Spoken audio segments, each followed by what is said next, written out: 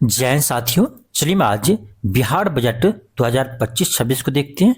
और आपको पता होगा कि 3 मार्च को बिहार के वित्त मंत्री सम्राट चौधरी 3 मार्च को बिहार के वित्त मंत्री सम्राट चौधरी के द्वारा बिहार विधानसभा में बजट पेश किया गया। और आपको पता होगा अभी वर्तमान में बिहार के वित्त मंत्री कौन है, तो सम्राट चौधरी है, साथ में वो क्या है, तो उप मुख्यमंत्री है, साथ में वित्त मंत्री भी है। ठीक है, तो ध्यान रखिएगा 3 मार्च को वित्त मंत्री सम्राट चौधरी आप विधानसभा में बजट पेश किया है।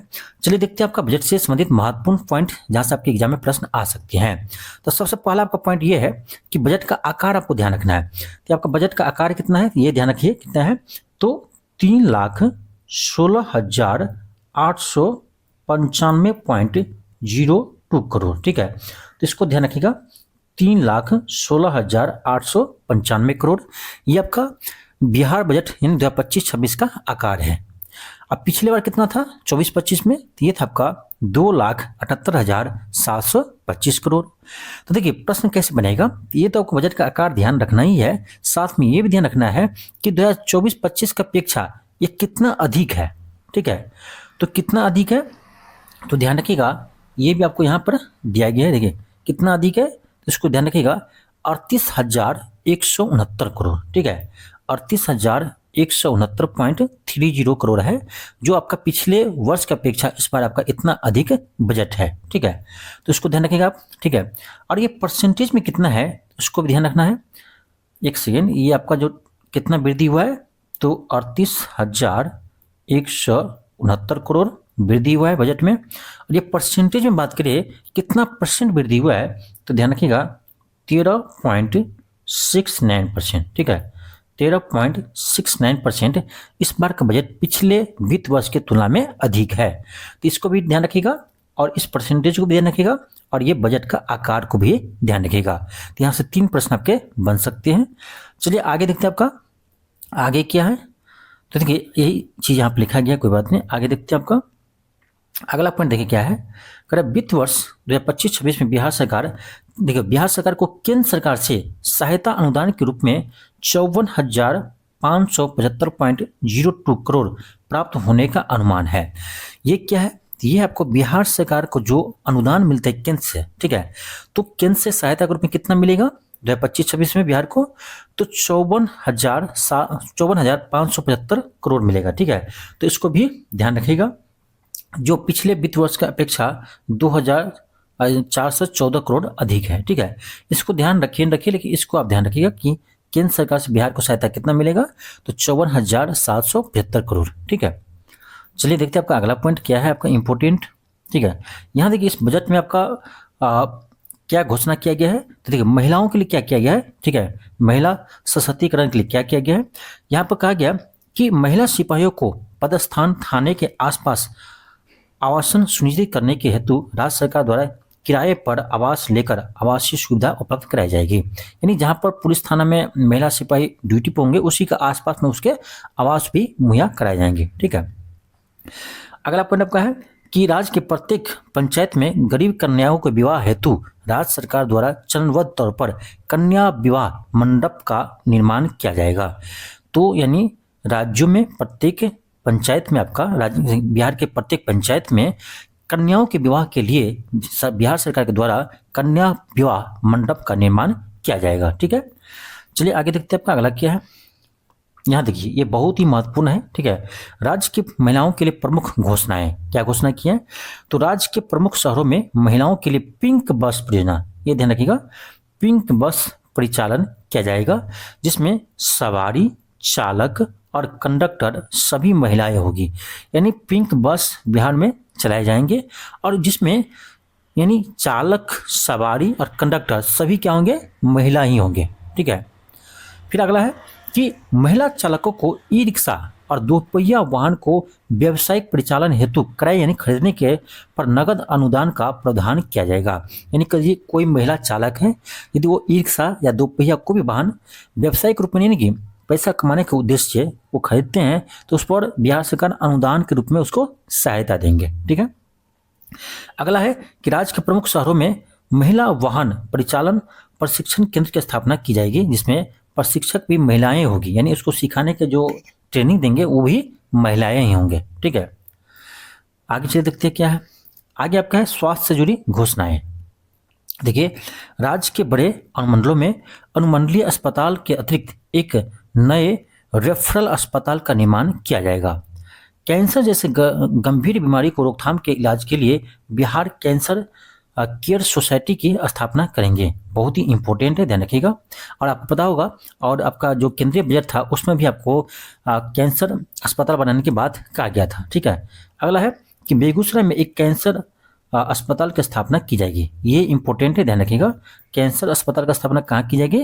तो बेगूसराय में। ठीक है, चलिए आगे देखते हैं। अगला आपका है स्वास्थ्य से जुड़ी घोषणाएं। ठीक है, देखिए इस सब को हम देखते हैं बाद में, पहले चलिए देखते हैं कि किस क्षेत्र में कितने खर्च किया गया। ठीक है, ये इंपॉर्टेंट है आपके एग्जाम के लिए, जहाँ से प्रश्न आपके बनते हैं। ठीक है, तो यहाँ पर देखिए प्रमुख घोषणा जो है इसे देख लेते हैं पहले। यहाँ पर देखिए क्या है, राज्य के 7 शहरों में एयरपोर्ट का निर्माण किया जाएगा। भागलपुर, सहरसा, मुंगेर, वीरपुर में एयरपोर्ट का निर्माण होगा। मधुबनी, मुजफ्फरपुर, वाल्मीकि नगर में एयरपोर्ट का निर्माण होगा। ध्यान रखिएगा, मधुबनी, मुजफ्फरपुर, वाल्मीकि नगर में एयरपोर्ट का निर्माण होगा। राजगीर, सुल्तानगंज और रक्सौल में ग्रीनफील्ड एयरपोर्ट का निर्माण होगा। ये इंपॉर्टेंट है, राजगीर, सुल्तानगंज और रक्सौल में ग्रीनफील्ड एयरपोर्ट का निर्माण होगा। और पूर्णिया में 3 महीने में एयरपोर्ट का निर्माण होगा। ये भी दे दिया, 3 महीना में निर्माण होगा। ठीक है, आगे देखते आपका, देखिए यहाँ आप यहाँ से ध्यान रखिए एक चीज, जो आपका प्रमुख घोषणा है कि किस क्षेत्र में कितने रुपये आवंटित किया गया है, ये इंपॉर्टेंट है आपके एग्जाम के लिए। तो टोटल बजट तो आपको देख ही लिए थे, 3,16,895 करोड़ है। अब किसको क्या मिला? ठीक है, किस विभाग को कितना मिला? तो सबसे यहाँ पहला जो आपका है ये है गृह विभाग। तो गृह विभाग के लिए कितना मिला है? 17,831 करोड़ मिला है। ऊर्जा विभाग को 13,448 करोड़ मिला है। और SC ST के लिए आपका 1735 करोड़ बजट मिला है। आगे देखते हैं आपका, अगले है आपका राजस्व के लिए। राजस्व के लिए देखिए कितना है? 8,831 करोड़ है। ठीक है, फिर आपका है स्टूडेंट क्रेडिट कार्ड के लिए, ये इंपॉर्टेंट है, 1,000 करोड़। स्टूडेंट क्रेडिट कार्ड के लिए 1,000 रुपये का प्रावधान किया गया है। पंचायती राज निकाय के लिए 4,012 करोड़ का बजट दिया गया है। आगे देखते हैं आपका अगला क्या है। अगला है शिक्षा के लिए, सबसे इंपॉर्टेंट। आपको पता होगा कि बिहार में सबसे अधिक खर्च किस पर होता है? तो शिक्षा पर होता है। इस बार भी आपका बिहार में सबसे अधिक खर्च आपका शिक्षा पर ही किया जा रहा है। 60,964 करोड़, 60,964 करोड़ खर्च करेंगे इस बार शिक्षा पर। यह आपका सबसे महत्वपूर्ण है, ध्यान रखिएगा। और उसके बाद आपका है स्वास्थ्य। स्वास्थ्य के लिए आपका है 20,335 करोड़। और आप जानती हैं किसी भी राज्य के जो आवश्यक है वो आपका शिक्षा और स्वास्थ्य है। ठीक है, तो शिक्षा पर सबसे अधिक खर्च करता है। उसके बाद आपका क्या है? स्वास्थ्य पर है 20,335 करोड़। फिर आपका है सड़क निर्माण के लिए 17,938 करोड़। ठीक है, इसको ध्यान रखिएगा, आपके एग्जाम में आ सकते हैं। फिर आपका है देखिए पटना में क्या होगा? पटना में महिला हाट का निर्माण होंगे। सभी शहरों में पिंक शौचालय का निर्माण होगा। ये भी ध्यान रखिएगा, पटना में महिला हाट का निर्माण करेंगे और सभी शहरों में पिंक शौचालय का निर्माण किया जाएगा। पटना में महिलाओं के लिए जिम ऑन व्हील का व्यवस्था किया जाएगा। आगे देखते क्या है। आगे आपका है नगर निकाय के लिए कितना आवंटन किया है, देख लीजिए, 2160 करोड़। बाजार समिति के लिए 1289 करोड़। ये इतना इंपॉर्टेंट नहीं है। यहाँ देखिए, ये आपका फिर इंपॉर्टेंट है। यहाँ पर जो आपका है घोषणा किया है कि 25 करोड़ की लागत से सोलर पैनल की स्थापना की जाएगी। हर प्रखंड में डिग्री कॉलेज की स्थापना होगा। हर प्रखंड में डिग्री कॉलेज का स्थापना होगा। अनुमंडल और प्रमंडल स्तर पर कोल्ड स्टोरेज का निर्माण होगा। ये भी इंपॉर्टेंट है। आप देखिए इतने में जो इससे पहले हम लोग देखे थे, एक चीज देख लीजिए, जो आप लोग बजट में खोजते हैं ना, आप लोग बजट नाम सुनने से पहले आपको माइंड में क्या आता है? बजट का नाम सुनने से पहले क्या आता है कि कितना आय है, कितना टोटल व्यय है, राजकोषीय घाटा कितना है। ठीक है, वही आता है। तो चलिए हम उसी को देख लेते हैं। ठीक है, यहाँ से हम कुछ महत्वपूर्ण पॉइंट को देखेंगे और उसके बाद आपका होगा तो हम फाइनल आपका जो अपने से हम बनाते हैं ठीक है। तो आपको बिहार बजट इसी से आपका जो जितने भी इंपॉर्टेंट फैक्ट निकलेगा, ठीक है, पॉइंट निकलेगा, वहाँ से आपको हम एक बिहार बजट का एक क्लास लेकर आएंगे, ठीक है। तो अभी तो उसको बनाना में समय लगेगा, ठीक है। तो आपको 2 से 3 दिन में, ठीक है, हो सकता है आपका 4 दिन भी लग जाए, तो 2-3 दिन में आपका बिहार बजट को हम अच्छे से बना करके आपको फिर से हम करवाएंगे, ठीक है। फिलहाल आप देख लीजिए मोटा मोटी बिहार बजट में क्या किया गया है, ठीक है। तो यहाँ देखिए आपका कुल राजस्व प्राप्तियां हैं, कुल राजस्व प्राप्तियां कितना है यहाँ देख लीजिए 2,60,831 करोड़ है, ठीक है। ये आपको देखने योग्य है, एक ये आप याद कर सकते हैं। आगे दिखाते हैं आपको, सब ने इसमें ध्यान रखना है, ठीक है, नहीं तो आप कंफ्यूज हो जाएंगे। पूंजीगत प्राप्तियां कुल कितना है ये भी देख लीजिए 56,263 करोड़, ये पूंजीगत प्राप्तियां देख लीजिए, ठीक है।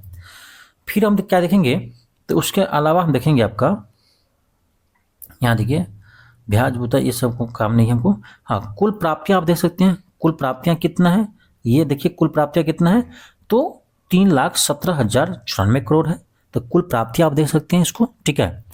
उसके आगे हम क्या इसमें देखने योग्य है, तो उसके आगे आपको यहाँ पर देखने योग्य ये है, देखिए स्कीम पर व्यय, ठीक है, इसको बोलते हैं योजनागत व्यय, ठीक है, ये भी इंपॉर्टेंट है। तो योजनागत व्यय कितना है इसको ध्यान रखिएगा, ये है आपका, यानी ये आपका होगा 1,16,759 करोड़, ठीक है, 1,16,759 करोड़, ये है आपका स्कीम व्यय यानी योजनागत व्यय, ठीक है, योजनागत व्यय, इसको ध्यान रखिएगा। फिर आगे देखते हैं आपका इसमें कौन इंपॉर्टेंट है, ठीक है। तो यहाँ देखिए आपका राजस्व व्यय दिखा रहा है, देखिए पर टोटल व्यय देखिए, टोटल कुल व्यय देखिए यहाँ है, कुल व्यय कितना है तो ये आपका है 3,16,895 करोड़, जिसमें आपका राजस्व व्यय कितना है यहाँ देख लीजिए 2,52,000 करोड़ है। फिर पूंजीगत व्यय कितना है तो ये आपका है 64,894.76 करोड़। तो ये तीनों आपका इंपॉर्टेंट है, ठीक है। फिर आपका राजस्व घाटा कितना हुआ है तो ये आपका है 8,831 करोड़, ये है आपका राजस्व घाटा, घाटा है इसलिए माइनस में है, ठीक है। फिर आपका है राजकोषीय घाटा, सबसे इंपॉर्टेंट है राजकोषीय घाटा, ठीक है। तो देखिए राजकोषीय घाटा कितना है तो ये आपका है 32,718.31 करोड़, ठीक है। ये ध्यान रखिएगा, सबसे इंपॉर्टेंट यहाँ पर आपका है राजकोषीय घाटा, क्योंकि एग्जाम में ये बार बार खास करके बीपीएससी में पूछते हैं, ठीक है। तो आपका 25-26 में जो आपका राजकोषीय घाटा होने का अनुमान है ये है आपका 32,718 करोड़, ठीक है, 32,718 करोड़। और ये जीएसडीपी कितना परसेंट है तो ये है आपका 2.98%, पहले भी इतना ही था, अब इस बार भी इतना ही है, ठीक है। राजकोषीय घाटा जीएसडीपी का 2.98% है, और इसको ध्यान रखिएगा 32,718 करोड़ है, ठीक है। दोनों ध्यान रखिएगा, बहुत ही महत्वपूर्ण है, ठीक है। फिर आपका इसका आगे है प्राथमिक घाटा, ठीक है, एक मिनट, क्या है इसका आगे आपका है राजकोषीय घाटा, तो हम लोग अभी देख लिए, ठीक है, 32,718 करोड़ है राजकोषीय घाटा। परसेंटेज में बात करें जीएसडीपी का तो 2.98% है, ठीक है। जीएसडीपी का कितना परसेंट राजकोषीय घाटा है 2.98% है, पिछले बार भी इतना ही था। और आपका राजकोषीय घाटा ये देख लिया, क्या है प्राथमिक घाटा कितना है तो ये आपका 57 यानी 9,704 करोड़, ये है आपका प्राथमिक घाटा, ठीक है। तो जो यहाँ से आपका इंपॉर्टेंट निकला है, ठीक है, इंपॉर्टेंट पॉइंट उसको हम देखे हैं, ठीक है। अब चलिए हम देखते हैं जो पॉइंट हम छोड़ दिए थे कुछ आपका, इसको भी देख लेते हैं क्या प्रावधान है, जिसे हम कहते हैं बाद में देखेंगे, ठीक है। एक सेकेंड, यहाँ तक हम लोग देखे थे बेगूसराय वाला, यहाँ से हमने देखे थे, ठीक है।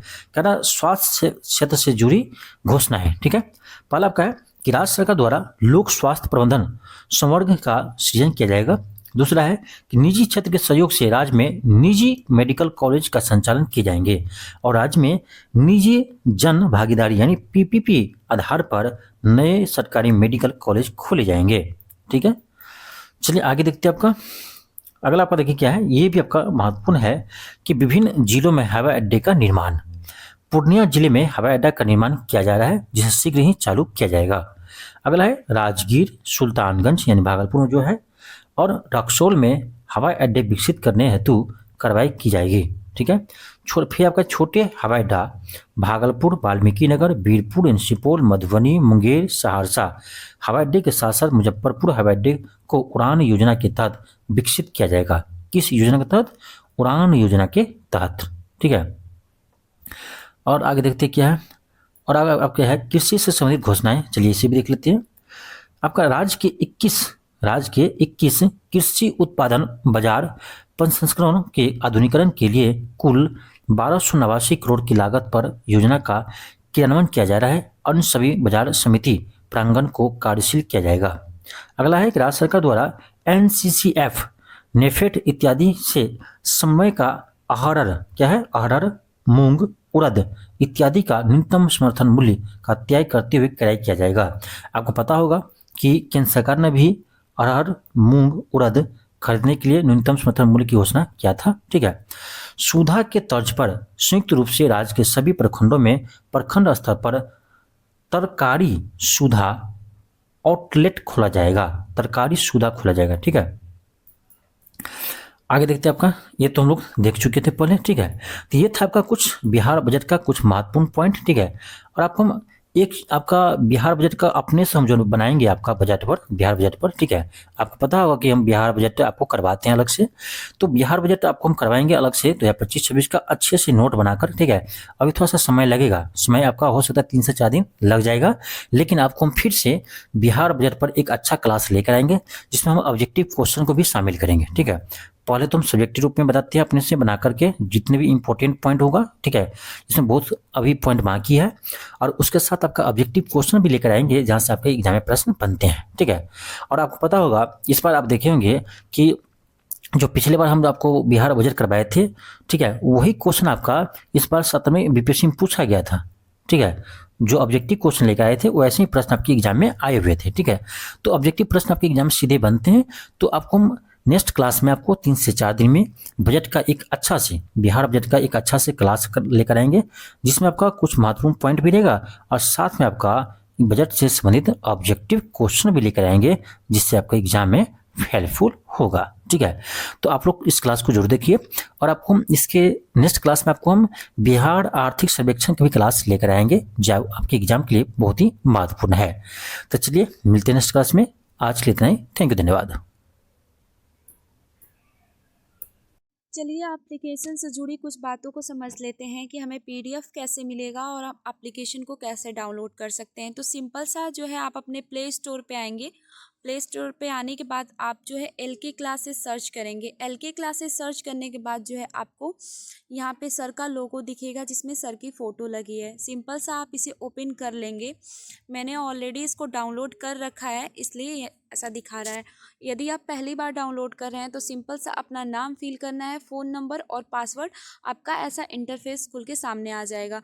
लाइव के साइड में आपको जो है ऑल कोर्सेज़ का ऑप्शन दिख रहा है, वहाँ पे आप जाएंगे तो आपको जो है यहाँ पे पूरा जितने भी कोर्सेज़ हैं सब दिख जाएंगे। ओके, आपको जो भी कोर्स लेना है सारे टेस्ट यहाँ पे अवेलेबल हैं।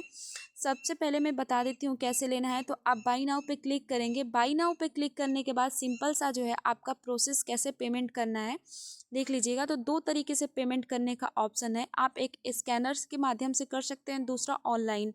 तो आप जैसे भी कंफर्टेबल हैं दोनों तरीके से पेमेंट कर सकते हैं। चलिए बैक आ जाते हैं। जैसे ही आपने पेमेंट कर दिया आपका कोर्स जो है परचेज हो जाएगा। आप माई कोर्सेज में देखेंगे तो यहाँ पे आपको वो सारे कोर्स दिखाएंगे जो आपने ले लिया है। माई कोर्सेज में आने के बाद जो है आपको जो भी टेस्ट देना है आप सिंपल सा प्लेलिस्ट जो लिखा है वहाँ पे आएंगे। वहाँ पे आने के बाद जो है आपका, जैसे मैंने सोशल साइंस का खोला है तो यहाँ पे सारी टेस्ट अवेलेबल हैं। कोई सा भी टेस्ट देने के लिए आप जैसे हिस्ट्री पे क्लिक करेंगे, यहाँ से आप टेस्ट पे जाएंगे। टेस्ट पे आएंगे तो यहाँ पे स्टार्ट नाउ पे स्टार्ट करेंगे तो आपका टेस्ट जो है ओपन हो जाएगा। चलिए देख लेते हैं आपको पीडीएफ कैसे मिलेगा। तो पीडीएफ जो है लाइव के साइड में एक ई बुक नोट्स लिखा है, दूसरे साइड ऑल कोर्सेज। तो ई बुक वाले पे आएंगे आप। ई बुक पे आने के बाद जो है आप फ्री पीडीएफ को देख लीजिएगा। फ्री पीडीएफ देखने के बाद यहाँ पे जो है आपको एनसीईआरटी की जो सार संग्रह की सीरीज चली थी वो भी पीडीएफ यहाँ पे अवेलेबल है। और जो आपका प्रीवियस ईयर क्वेश्चन चल रहा है वो भी अवेलेबल है। तो आप व्यू करके और डाउनलोड करके इसे देख भी सकते हैं और डाउनलोड करके पढ़ भी सकते हैं। तो सिंपल सा यही प्रोसेस था। चलिए हम अपने क्वेश्चन से स्टार्ट करते हैं।